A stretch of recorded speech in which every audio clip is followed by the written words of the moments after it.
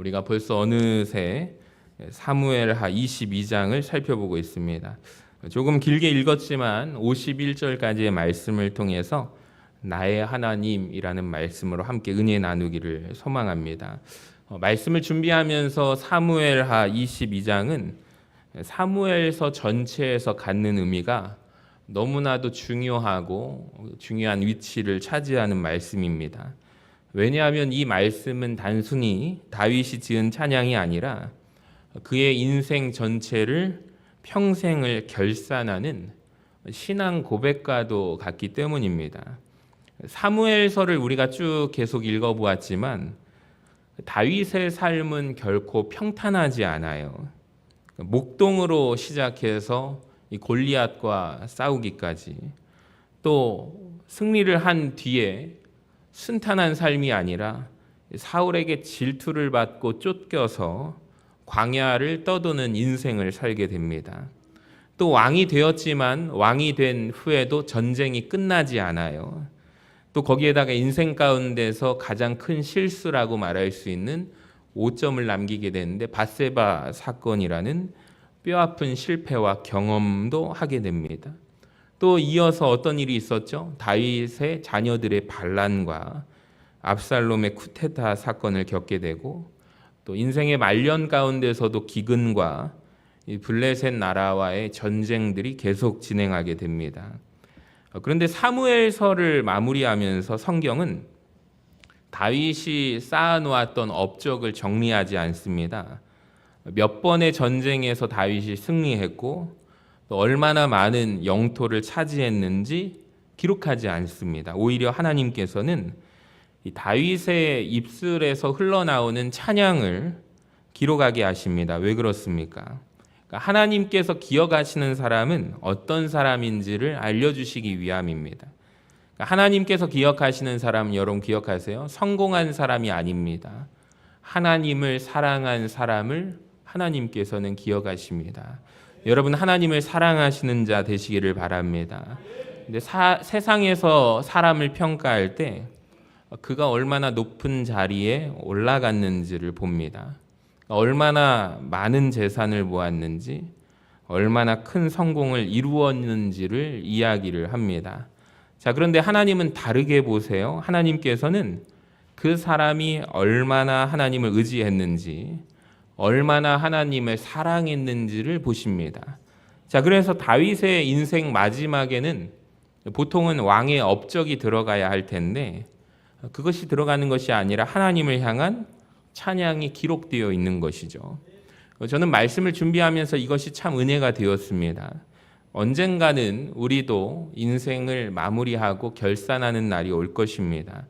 자, 그때 우리의 자녀들이, 우리의 가족들이, 함께 신앙생활했던 성도들이 여러분 우리를 어떻게 기억하게 될까요? 저는 이게 정말 중요하다고 생각해요. 그래서 우리 교회에서 천국 환송 예배라든지 우리 자녀들을 한번 데리고 가는 것도 저는 참 중요한 의미가 있다고 봐요. 저는 이제 목사로서 살면서 많이 느낍니다. 또 성도들의 죽음과 또 장례를 집례할 때 또 넥타이를 바깥 끼고 돌잔치를 가서 예배를 드리기도 하고요. 또 아주 기쁜 잔치에 생일날 또 예배를 드리기도 하고, 또 그리고 죽음을 맞이한 성도들의 예배를 집례하기도 합니다. 어떤 날은 동시에 같이 있는 날도 있어요. 그때마다 제가 삶과 죽음에 대해서 또 함께 하신 성도님들도 생각을 하십니다. 내 인생의 마지막에는 어떨까? 나를 어떻게 기억할까? 누군가는 저분은 참 사업을 잘했던 사람, 직장에서 성공했던 사람, 세상 속에서 성공한 것도 의미가 있겠습니다.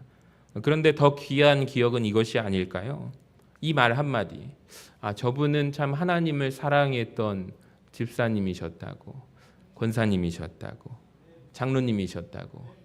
또 오늘 수요기도회 때 어떤 한 성도님이 말씀하시는 간증을 들었어요. 서신교에서 수요기도에 나 한 번도 빠지지 않았다고. 수요기도회만큼은 내가 이 자리를 꼭 어떻게든 지킨다고 고백하시는 분의 간증을 들었습니다. 참 얼마나 감사합니까? 끝까지 하나님 앞에서 예배를 지켰던 사람이라고. 저분은 기도하시는 분이라고. 어려울 때마다 하나님을 먼저 찾았던 분이라. 여러분, 이것보다 아름다운 인생의 결론은 없을 것 같아요. 저는 오늘 다윗의 신앙 고백을 통해서 하나님께서 우리에게 주시는 교훈을 함께 나누기를 원하는데 세 가지를 나눌 것입니다. 첫 번째로 같이 한번 읽어볼까요? 믿음은 지나온 삶 속에서 하나님의 손길을 발견하는 것입니다. 자, 본문 1절은 이렇게 시작해요. 보세요. 여호와께서 다윗을 모든 원수의 손과 사울의 손에서 구원하신 그날에 다윗이 이 노래 말씀으로 여호와께 아뢰어. 여러분, 이 말씀을 보면 사람들이 많은 오해를 합니다. 한 가지 오해를 해요. 이 노래는, 이 찬양은 사울 왕이 죽었을 때 지은 찬양이겠구나. 네, 여러분, 아니거든요. 성경을 잘 읽어보면 그렇지 않습니다. 사울 왕이 죽었던 사건은 어디에 나오냐면 사무엘상 31장에 기록하고 있거든요. 자, 그때 그 소식을 들었던 다윗의 반응을 사무엘하 1장에서 기록되어 있습니다. 11절을 보세요. 이렇게 말씀합니다. 이에 다윗이 자기 옷을 잡아 찢음에 함께 있는 모든 사람도 그리하고 12절에 사울과 그의 아들 요나단과 여호와의 백성과 이스라엘 족속이 칼의 죽음으로 말미암아 저녁 때까지 슬퍼하고 울면서 금식하는 다윗의 모습을 성경이 증언하고 있습니다. 여러분 보세요. 사울 때문에 얼마나 마음이 아팠습니까? 다윗이. 마음만 아팠습니까? 인생이 피곤했습니다. 광야에서 쫓기는 발 뻗고 편히 잘 수 없는 인생이고 삶이었습니다. 참 불행한 삶이죠. 그런데 기뻐하지 않았어요. 드디어 내 원수가 죽었구나 하고 다윗이 기뻐했습니까? 아닙니다. 이런 말도 하지 않았습니다. 오히려 그는 옷을 찢고 울고 금식했대요. 그리고 사울과 요나단을 위해서 슬픔의 노래 애가를 지어서 불렀습니다. 자, 그렇다면 사무엘하 오늘 22장의 찬양은 언제 불려진 것일까요? 그 해답이 바로 앞장에서 21장, 사무엘하 21장에 있습니다. 사무엘하 21장을 우리가 지난주에 함께 살펴보았는데 두 가지 사건이 기록되어 있거든요. 첫 번째로 사울의 죄를 누가 기억하시죠? 사람은 다 잊어버렸습니다. 하나님이 기억하시잖아요. 사울의 죄 때문에 이스라엘에 3년 동안 기근이 계속된 사건이 있었죠. 1절을 보여주시면 다윗의 시대에 해를 거듭하여 3년 뭐가 있었습니까? 기근이 있었대요. 그러니까 사울 왕은 이미 죽었습니다. 세상을 떠났습니다. 자, 그런데 사울이 그의 죄가 남긴 영향력은 여전히 남아서 이스라엘을 괴롭히고 있었습니다. 다윗은 하나님께 나아가서 기도하죠. 하나님의 방법대로 문제를 해결합니다. 그 결과 하나님께서 땅을 위한 기도를 들으셨고 기근은 끝나게 됩니다. 두 번째, 21장에서 어떤 일이 있었냐면 블레셋 거인들과의 마지막 전쟁이 있었죠. 이 거인들의 특징이 있었다고 했습니다. 어떻게 싸워요? 혼자서 외롭게. 왜 그럴까요? 자기의 힘을 의지했기 때문입니다. 연합해서 싸우지 못합니다. 하나 돼서 싸우지 못합니다. 근데 다윗은 어떻게 싸워요? 하나님 안에서 연합하여 한 마음으로 싸우게 됩니다. 21장 15절에서 22절까지는 다윗과 그의 용사들이 마지막으로 이 블레셋 거인들을 물리치는 장면이 기록되어 있죠. 그러니까 어떻게 보면 이제 오랫동안 외부의 세력들, 블레셋의 세력들, 적들의 공격 위협도 마침표를 찍게 됩니다. 그러니까 안에 내부적으로는 기근, 가뭄이 끝났어요. 밖으로는 전쟁이 끝난 상태예요. 자, 바로 이러한 시점 속에 다윗이 자기 인생을 돌아보기 시작합니다. 그리고 깨닫는 것이 이 결론입니다. 여기까지 온 것은 내 힘이 아니었다. 내가 잘해서 여기까지 온 것이 아니라 누가 나를 붙드셨다? 하나님이 나를 붙드셨다. 그래서 그가 지금 인생 말년에 하나님을 찬양하고 있습니다. 여러분, 인생을 한번 되돌아보세요. 젊을 때 하나님의 뜻을 다 이해합니까? 이해하지 못하죠. 젊을 때 하나님의 뜻을 이해한다는 것 자체가 대단한 것입니다. 사실 성숙하지 못해서 또 하나님의 뜻과 방법을 다 이해하지 못합니다. 왜 이런 일이 일어났을까 알지 못해요. 왜 기도가 늦게 응답되는지 모를 때도 있습니다. 왜 나에게만 이러한 답답한 일이 일어났는지 너무나도 답답해하는 마음과 심정을 가지고 살아갑니다. 그런데 시간이 흐르고 세월이 지나가면 하나님의 손길이 보이기 시작해요. 그때 인생에서 참 어려운 일을 당해서 눈물만 흘렸던 그런 일들이 시간이 지나고 보니 인생에서 감사한 고백이 됩니다. 그때는 이해할 수 없었던 사건이 지금은 하나님의 계획이었음을 깨닫게 됩니다. 창세기에서 요셉도 그러잖아요. 형들에게 미움받고 애굽으로 팔려가잖아요. 그때 하나님의 뜻을 알아요, 몰라요? 모릅니다. 억울합니다. 억울하게 누명 쓰고 감옥에 갇혔을 때도 하나님은 살아계신가까지 아마 하나님 존재 자체를 의심했을 거예요. 자, 그런데 시간이 지난 후에 형들에게 이런 고백을 하죠. 50장 20절에 당신들은 나를 해하려 하였지만 하나님은 그것을 선으로 바꾸셨습니다. 지금 다윗도 같은 고백을 하고 있는 거예요. 사울에게 쫓기던 시간도, 광야에서 숨어 지냈던 시간도, 전쟁에서 생명을 걸고 목숨 걸고 싸웠던 시간도 결국에 하나님께서 나를 빚어가시던 시간이었음을 알게 되었습니다. 사랑하는 성도 여러분, 혹시 지금 이해되지 않는 일을 지나고 계신가요? 기도해도 답이 보이지 않는 문제가 있으십니까? 낙심하지 마시기 바랍니다. 하나님은 지금도 우리 삶을 이끌어 가심을 믿으시기를 바랍니다. 그러니까 우리는 지금 현재를 살아가지만 하나님은 우리 인생의 전체를 바라보고 계시는 거예요. 그래서 믿음이란 무엇이냐면 이거 같습니다. 믿음이란 인생의 상황만을 바라보는 것이 아니라 하나님의 섭리와 하나님의 손길을 의지하며 나아가는 것이 믿음인 것 같습니다. 여러분, 그래서 우리도 언젠가 다윗과 같은 고백을 하게 될 것입니다. 여기까지 인도하신 분은 하나님이셨습니다. 나를 붙드신 분은 하나님이셨습니다. 같이 읽어볼까요? 마지막에 나를 살리신 분은 하나님이셨습니다. 여러분, 이 세 가지의 고백이 저와 여러분의 고백이 되기를 주님의 이름으로 간절히 축원합니다. 두 번째 같이 읽어봅시다. 하나님은 연단을 통해 우리를 하나님의 사람으로 빚으십니다. 자, 이제 다윗이 했던 찬양의 내용으로 한번 들어가 볼게요. 다윗이 하나님을 향해서 고백하는데 이런 고백을 합니다. 2절과 3절을 한번 읽어볼까요? 길지만 시작. 이르되 여호와는 나의 반석이시요 나의 요새시요 나를 위하여 나를 건지시는 자시요 내가 피할 나의 반석의 하나님이시요 나의 방패시요 나의 구원의 뿌리시요 나의 높은 망대시요 그에게 피할 나의 피난처시요 나의 구원자시라. 아멘. 여러분, 이 두 구절에 보시면은 하나님을 표현하는 이름, 다윗이 고백하는 이름이요. 반석, 요새, 방패, 구원의 뿔, 높은 망대, 피난처, 구원자. 모두가 다윗이 고백하는 누구예요? 하나님이심을 고백하는 거예요. 그러니까 다윗은 하나님을 부를 때 한 이름으로만 부르지 않습니다. 왜 그럴까요? 그만큼 다양한 자기의 삶 속에서, 상황 속에서 크신 하나님을 만났기 때문입니다. 경험했기 때문이에요. 여러분, 한번 생각해 봅시다. 다윗이 왕으로서 어디에 살까요? 왕은 어디에 삽니까? 왕궁에서, 궁전에서 살잖아요. 만약에 그가 왕궁에서 편안하게 살기만 했다면 하나님을 아까 고백할 때 하나님을 이렇게까지 깊이 알 수 있었을까요? 저는 감히 말합니다. 아닐 것입니다. 어려웠을 것입니다.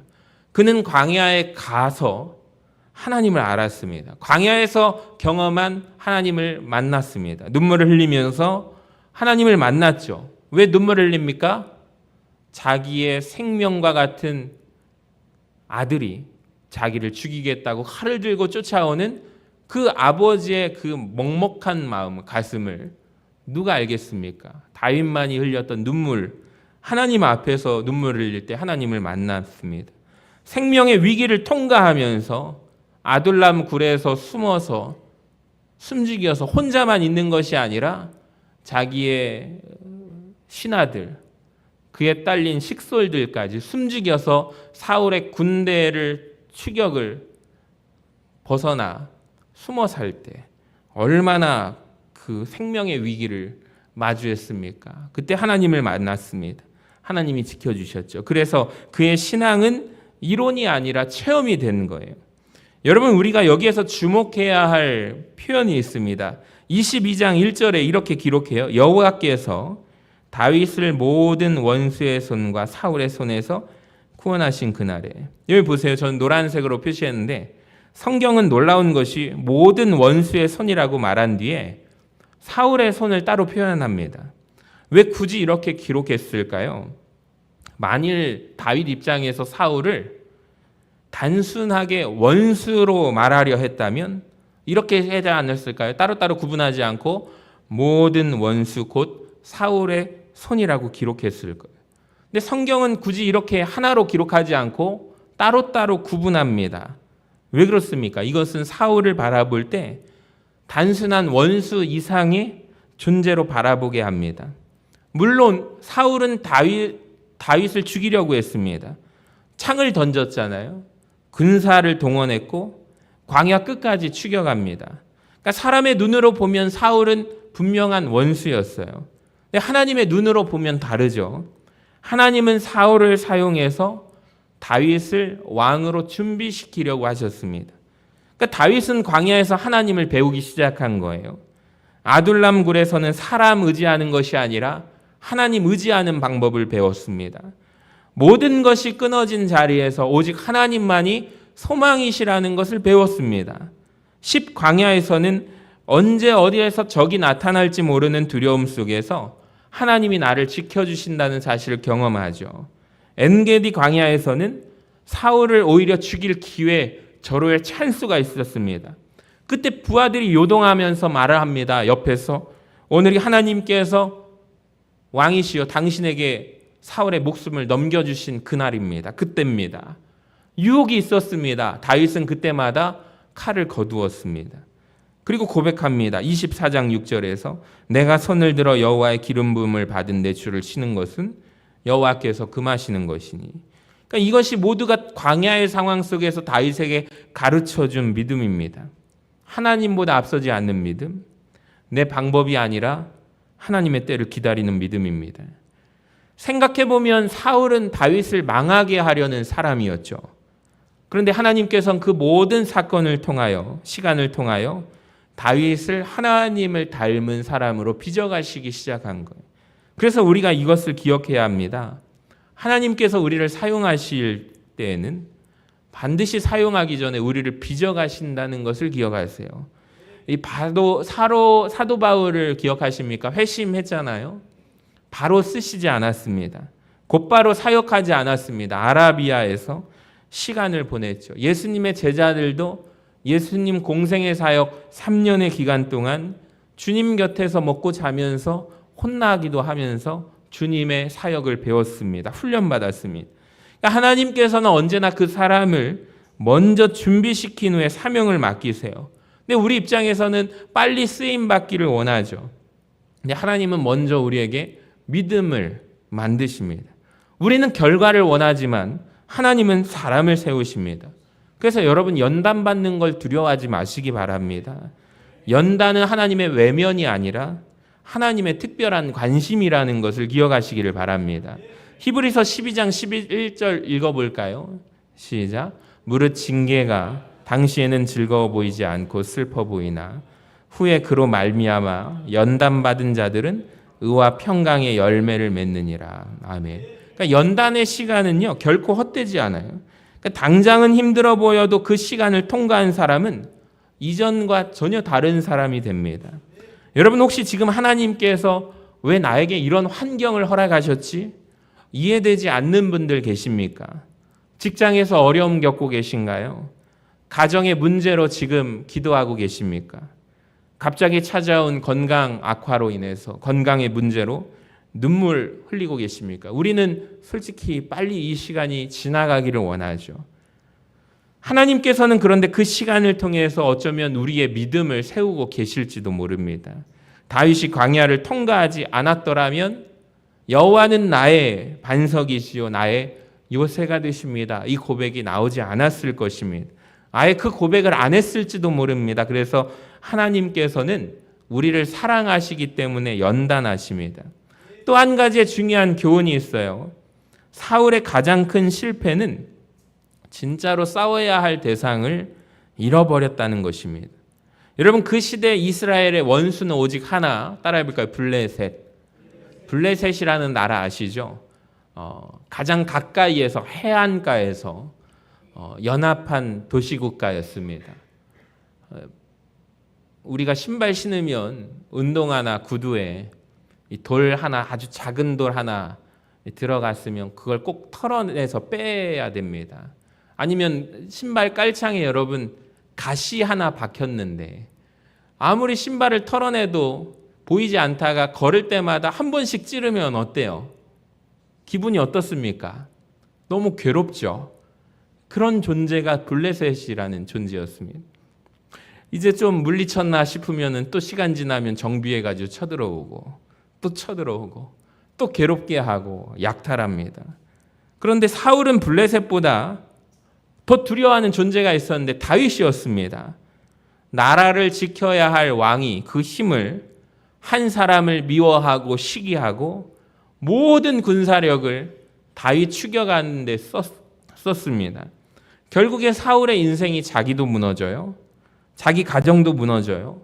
나라도 어려움에 빠뜨리고 맙니다. 여러분, 우리가 영적인 눈을 들어서 사울과 같은 육의 시선이 아니라, 여러분, 우리가 서로 싸워야 할 대상이 아니라 우리의 영적인 싸움의 대상은 누구죠? 우리의 죄악과 싸우시기를 바랍니다. 여러분, 사탄과 싸우시기를 원합니다. 그래서 바울이 에베소서 6장 12절에 분명하게 말하잖아요. 같이 읽어봅니다. 우리의 씨름은 혈과 육을 상대하는 것이 아니요 통치자들과 권세들과 이 어둠의 세상 주관자들과 하늘에 있는 악의 영들을 상대함이라. 그러니까 사람과 싸우기 시작하면 모두가 상처를 입어요. 그러나 죄악과 싸우기 시작하면 믿음이 자랍니다. 이 다윗이 인생 말년에 이것을 깨달은 거예요. 그래서 지금 어떻게 보면은 여러분 제일 미운 사람이 누굽니까? 다윗 입장에서. 사울이 죽었어도 마음에 한으로 남는 사람은 누굽니까? 다윗입니다. 다윗 입장에서 사울이라는 그 이름만 들어도 슬픔이 터져 나오는 거예요. 원망이 터져 나오는 거예요. 그런데 다윗은 사울을 원망하는 노래를 부르지 않았어요. 하나님께 감사하는 찬양을 올려드렸다고요. 이것이 우리가 본받아야 할 다윗의 성숙한 신앙입니다. 여러분, 성숙한 신앙인은 사람보다 하나님을 바라봅니다. 상황보다 하나님의 섭리를 바라봅니다. 원망보다 감사를 택하는 거예요. 여러분, 우리도 다윗처럼 하나님께서 허락하신 모든 과정을 믿음으로 받아들이시고 연단 속에서도 하나님의 선하신 뜻을 신뢰하는 우리 성도님들이 되시기를 주님의 이름으로 간절히 축원합니다. 마지막으로 세 번째 같이 읽어볼까요? 신앙의 절정은 하나님을 나의 하나님으로 고백하는 것입니다. 이제 다윗이 자기의 인생을 한마디로 정리해요. 여러분, 이것을 하나님을 경험한 사람만이 할 수 있는 고백이거든요. 사무엘하 22장을 자세히 읽어보면 계속 반복되는 단어가 있는데 바로 나의라는 표현입니다. 같이 읽어볼까요? 나의 반석, 나의 요새, 나의 방패, 나의 피난처, 나의 구원자. 여러분, 이것은 단순한 문학적인 표현이 아니라요, 평생을 하나님을 경험하며 살아온 사람의 신앙 고백이에요. 이 다윗은 하나님이 어떤 분이시다라고 설명하는 사람이 아니라 하나님을 만난 사람입니다. 그래서 다윗의 고백은 살아 있습니다. 사무엘하 22장 29절에서 그는 이렇게 고백해요. 같이 읽어봅시다. 여호와여, 주는 나의 등불이시니 여호와께서 나의 이름을 밝히시리이다. 아멘. 여러분, 여호와는 주는 나의 뭐래요? 등불이래요. 여러분, 등불은 언제 필요합니까? 낮에 집에 계실 때 불 켜십니까? 불 켜지 않습니다. 어둠이 찾아올 때 비로소 등불의 소중함을 알게 되죠. 이 다윗도 마찬가지입니다. 인생의 어두운 밤을 그는 여러 번 지나왔습니다. 여러 가지 순간에 맨발로 아들에게 쫓겨서 또 감람산에 오르던 순간도 어두웠어요. 사랑하는 아들 압살롬이 결국에 죽었다는 소식을 들었을 때에도 그의 마음은 캄캄했습니다. 그때 어두움 속에서도 하나님께서는 길을 비춰주셨습니다. 그래서 다윗이 하나님을 등불이라고 고백하는 거예요.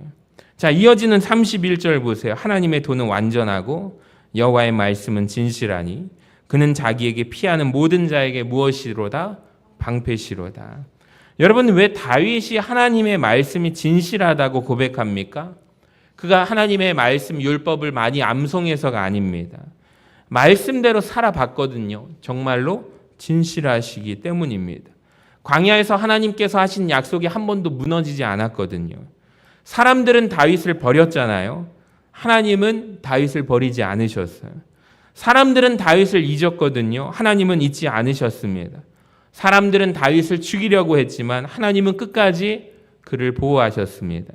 그러므로 다윗에게 하나님의 말씀은 단순한 글로서의 의미가 아니라 삶으로 검증된 진리가 하나님의 말씀이라는 거예요.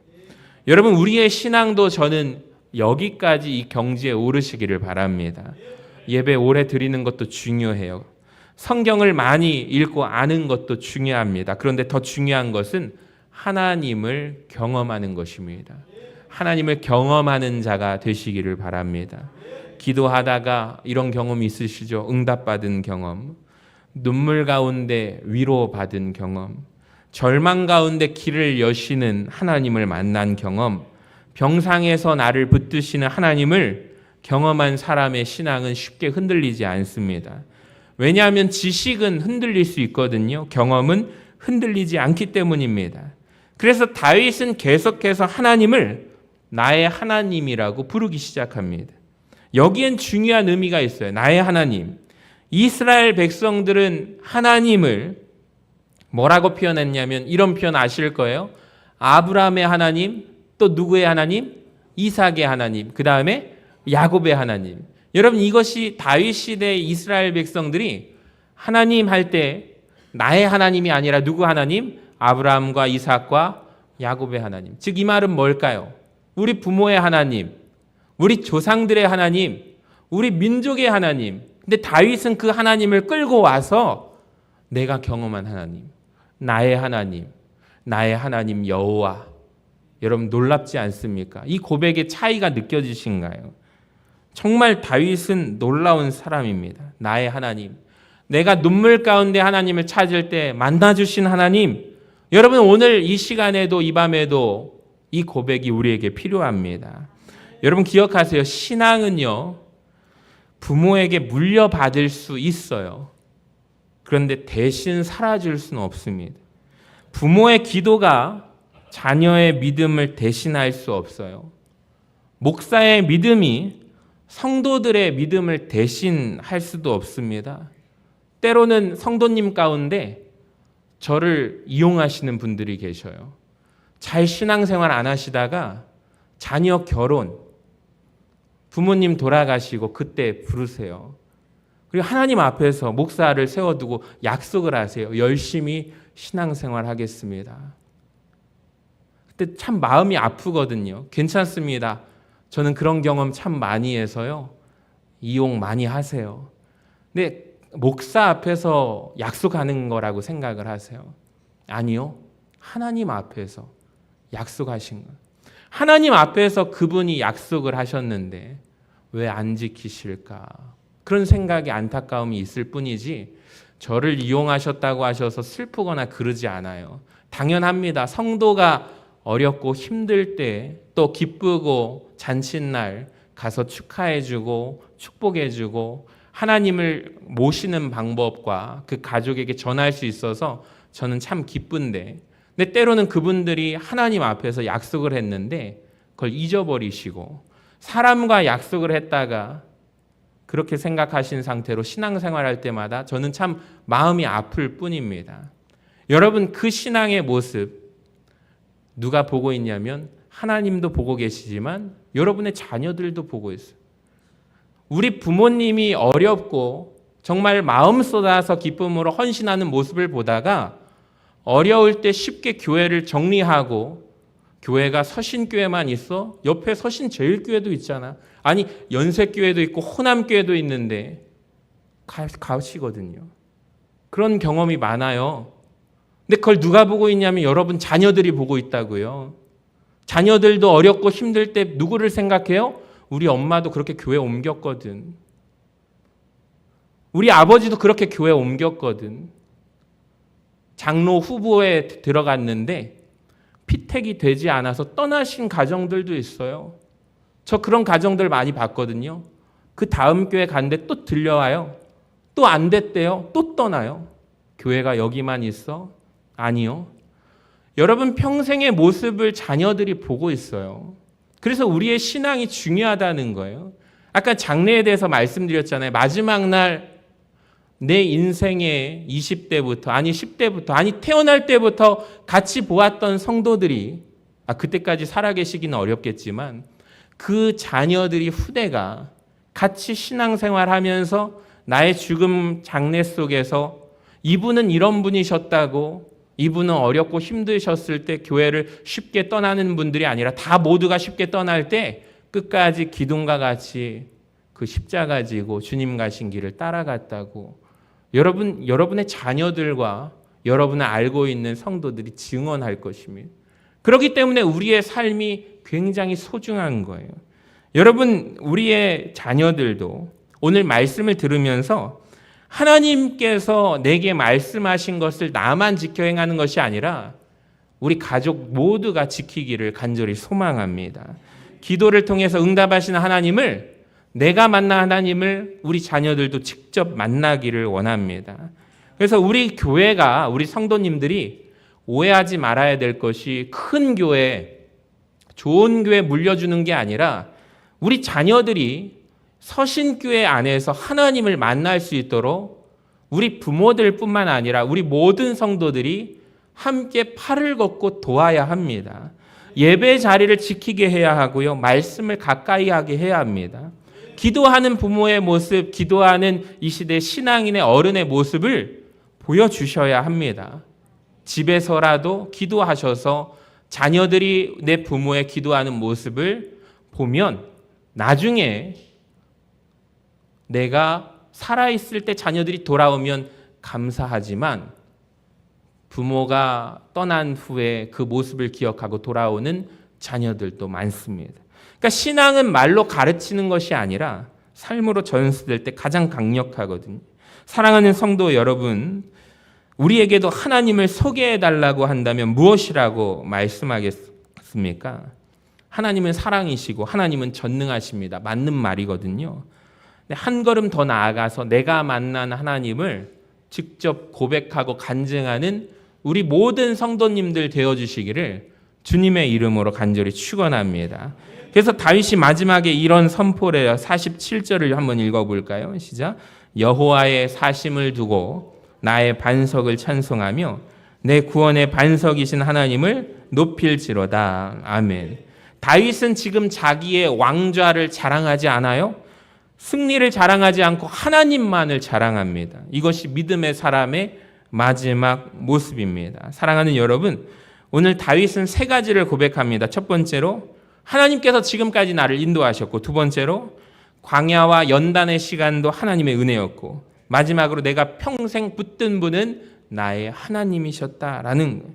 그래서 50절을 보세요. 이러므로 여호와여 내가 모든 민족 중에서 주께 감사하며 주의 이름을 찬양하리이다.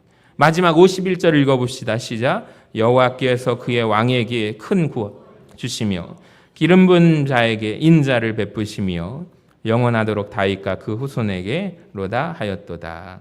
아멘. 여러분 하나님은 나의 반석이십니다. 여러분 나의 요새 되시고 구원자이시고 나의 하나님이십니다. 여러분 이 고백이 저와 여러분에게 있기를 주님의 이름으로 간절히 축원합니다.